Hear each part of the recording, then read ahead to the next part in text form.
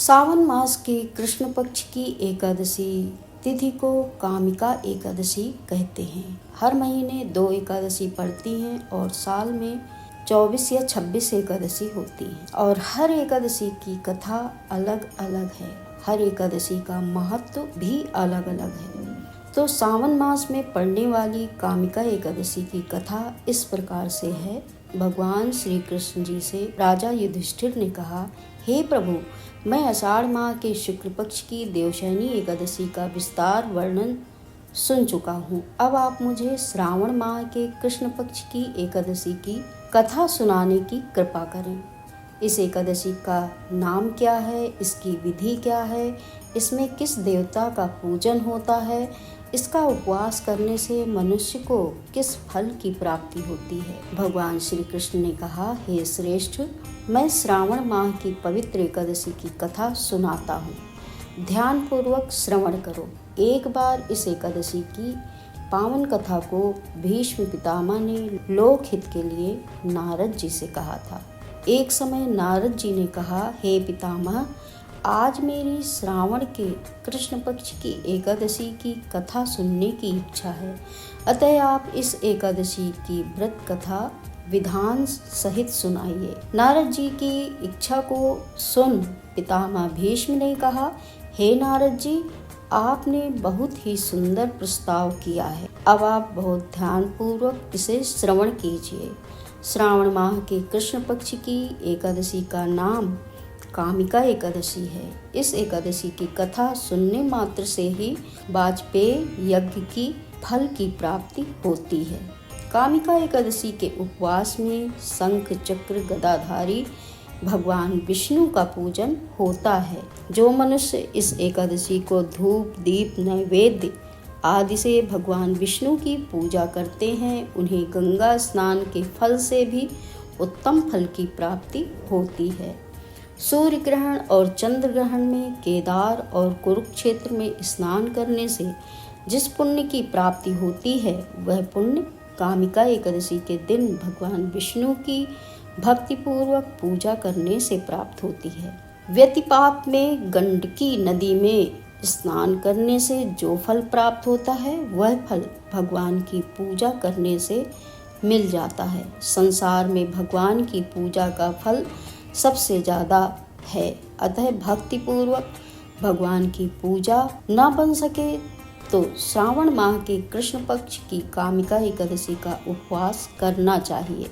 जो उत्तम द्विज श्रावण माह के कृष्ण पक्ष की कामिका एकादशी का उपवास करते हैं तथा भगवान विष्णु का पूजन करते हैं, उनसे सभी देव नाग किन्नर पितृ आदि की पूजा हो जाती है। इसलिए पाप से डरने वाले व्यक्तियों को विधि विधान सहित इस उपवास को करना चाहिए। संसार सागर तथा पापों में फंसे हुए मनुष्यों को इनसे मुक्ति के लिए कामिका एकादशी का व्रत करना चाहिए। कामिका एकादशी के उपवास से भी पाप नष्ट हो जाते हैं।